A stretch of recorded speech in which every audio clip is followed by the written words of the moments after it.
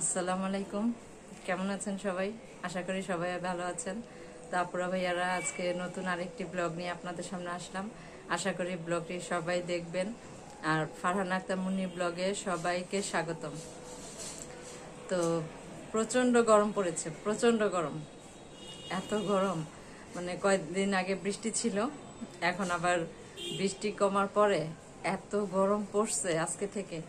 তো আপুরা ভাইয়ারা, কি রান্না করি, কোথায় যাই, সব কিছুই আপনাদের সাথে শেয়ার করব। তো আশা করি ভিডিওটি দেখবেন। ভালো লাগলে অবশ্যই আমার চ্যানেলটাকে একটা সাবস্ক্রাইব করবেন আর লাইক কমেন্ট করে আমাকে জানাবেন ভিডিওটি কেমন লাগলো। আপনাদের লাইক কমেন্ট দেখলে নতুন নতুন ভিডিও মানে বানাতে আরও উৎসাহ জাগে। তো সবাই পাশেই থাকুন আর ভিডিওটি দেখতে থাকুন। কোথায় যাই, কি করি, কি রান্না করি, পাশেই থাকুন সবাই। তারপরে ভাইয়ারা, এখন আমি রান্না করব সয়াবিন আমি এখানে 3 প্যাকেট নিয়ে নিচ্ছি। তো আপনারা এটা খোলা প্যাকেট, খোলা সয়াবিন নেবেন না, খোলা সয়াবিনে বালি থাকে। তো আমি প্যাকেটটা কিনেছি আর এটা এখন গরম পানি দিয়ে ভিজিয়ে নিয়েছি। একদম ফুটন্ত গরম পানিতে, সিদ্ধ করতে হবে না, একদম ফুটন্ত গরম পানিতে লেবু দিয়ে আমি এটাকে ভিজিয়ে রাখছি অনেকক্ষণ। ভিজানোর পরে এটাকে আমি আমরা সবাই মিলে এটাকে কেটে নিচ্ছি,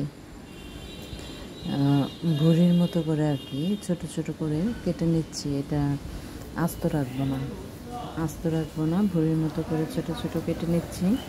এখন এটাকে আমার কাটা শেষ। এর মধ্যে আমি কিছু আলু কিউব করে কেটে রাখছি। তো সেই আলুটার সাথে এটা দিয়ে দিব। এখানে আমি অনেকগুলো পেঁয়াজ নিয়েছি। এখন আমি কড়াইয়ের মধ্যে সাদা তেল দিছি, সাদা তেলের সাথে পেঁয়াজগুলো ঢেলে দিব। সাদা তেলটা গরম হলে পেঁয়াজগুলো ঢেলে দিব। পেঁয়াজ ঢেলে দেওয়ার পরে পেঁয়াজটাকে কিছুক্ষণ নাড়াচাড়া করে আমার পেঁয়াজটাকে একটু ভাজা করবো। আর এখানে আমি গরম মশলা সব কিছু দিয়ে নিচ্ছি। ভাজা হয়ে গেছে। এখানে আমি রসুনের পেস্ট, আদার পেস্ট দিয়ে মাংসের মশলা যা আছে সব কিছু আমি এখানে অ্যাড করব। আদার পেস্ট দিলাম, দিয়ে এটাকে একটু তেলের মধ্যে কষাইতে হবে, কারণ আদা রসুনের যে কাঁচা একটা ফ্লেভার থাকে ওইটা থাকবে না। তো আমি হালকা একটু পানি দিয়ে নিলাম। পানি দেওয়ার কারণে হলো যে না পুড়ে যায়। এখানে আমি হলুদের গুঁড়া, মরিচের গুঁড়া, তারপর আপনার ধনিয়ার গুঁড়া, জিরা, তারপরে গরম মশলার গুঁড়া সব কিছু দিয়ে, সাথে আমি গরুর মাংসের যে রেডি মিক্সড মশলা থাকে ওইটা আমি দিয়ে দেব। তো আপনারা দেখতেই পারতেছেন আমি একটু করে মশলা দিচ্ছি আর একটু করে নাড়া দিচ্ছি। এটা এভাবে রান্না করতে হয়। আপনারা ধৈর্য সহকারে এটাকে কষাবেন, খুব ভালোভাবে কষাইতে হবে। মাংস যেভাবে কষায় মাংসের মশলা ঠিক সেইভাবে আপনার কষাইতে হবে। আর আমি মাংসের সবগুলো মশলার উপকরণ এখানে আমি দিয়েছি। এখানে আমি আরেকটু জিরার গুঁড়া দিয়ে দিলাম, কারণ জিরার ফ্লেভারটা একটু কম আসছিল। এখন কালারটা দেখেন কত সুন্দর আসছে। আস্তে আস্তে এটাকে নাড়বেন আর কষাতে থাকবেন। হালকা আমি একটু পানি দিয়ে নিচ্ছি, পানি দিয়ে স্বাদ মতো লবণ দিয়ে দিচ্ছি। এখানে এটাকে ভালোভাবে কষানো, দেখেন আমার প্রায় কষানো হয়ে গেছে। এটা নাড়ার মধ্যে থাকতে হবে, নাড়তে থাকবেন আর কষা হয়ে যাবে। আর এখানে আমি আমার কষানো হয়ে গেলে পরে আমি সয়াবিনগুলো ঢেলে দিলাম।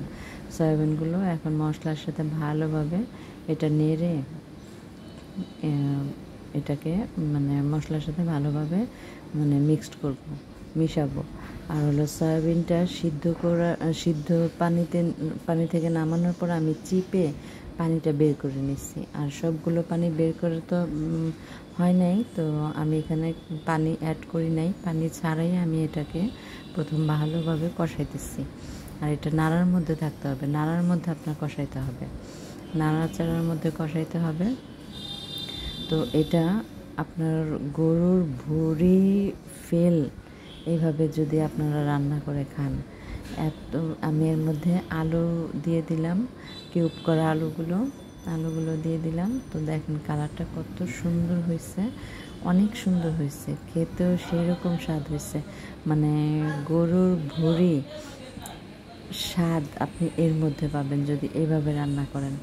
মানে সয়াবিন যে এভাবে রান্না করলে গরুর ভুঁড়িও আপনার ফেল হয়ে যায়, আমার জানা ছিল না।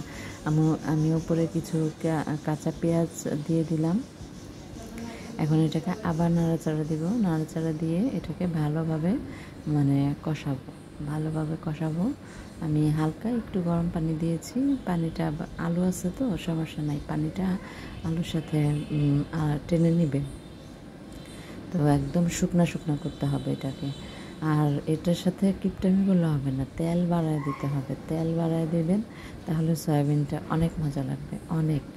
আর সয়াবিনের মধ্যে প্রোটিন আছে প্রচুর।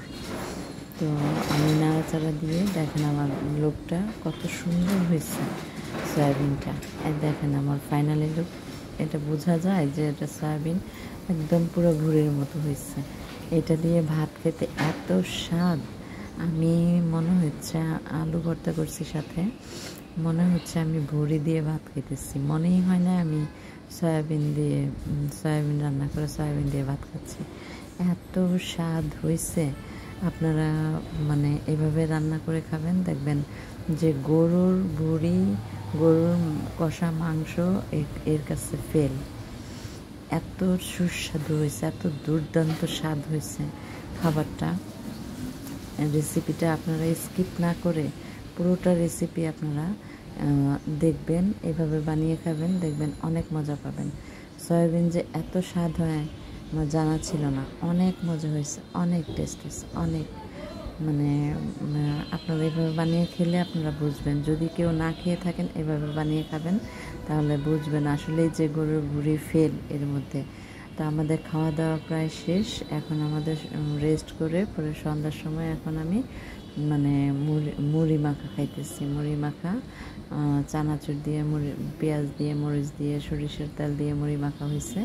এটা খেয়ে এখন চা খাবো। তো চা খেয়ে সন্ধ্যার সময় একটু বের হব হলো আমার ভাতিজাটাকে নিয়ে বের হচ্ছি। আমার ভাতিজা স্কুল ব্যাগ নিয়ে নিয়েছে সাথে, মানে সন্ধ্যার সময় বের হয়েছি তো স্কুল ব্যাগ দেখে মনে হইতেছে কি স্কুলে যাচ্ছে, না স্কুলে না, ওর জন্য রেইনকোট কিনতে, কারণ বৃষ্টির দিন তো রেইনকোট ছাড়া হয় না। তো ব্যাগটা নিয়ে নিছে যেন রেইনকোটটা মাপ মতো সুন্দর মতো রেইনকোটটা ওর গায়ে ফিট হয়, এই জন্য ব্যাগটা নেওয়া। তো আমাদের রেইনকোটটা এই কালারটাই পছন্দ হয়েছে, তো এটাই আমরা নিয়ে নিলাম। আমাদের খুব পছন্দ হয়েছে এটাই আমরা নিয়ে নিলাম। তো এই দোকানে আমাদের মহল্লার এক দোকান থেকে, দোকানে রিজনেবল প্রাইসেই পাওয়া যায় সব কিছু। দেখেন অনেক কিছু পাওয়া যায় এখানে। তারপরে ভাইয়ারা ভিডিওটি ভালো লাগলে অবশ্যই লাইক কমেন্ট করে জানাবেন। সবাই ভালো থাকবেন, সুস্থ থাকবেন, আল্লাহ হাফেজ।